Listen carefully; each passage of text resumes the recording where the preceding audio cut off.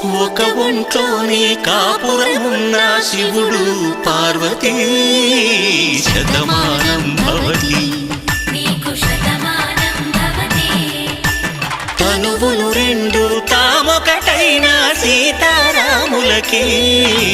Shatamanam Bhavati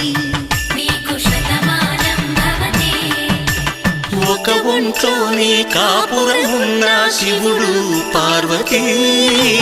Shatamanam Bhavati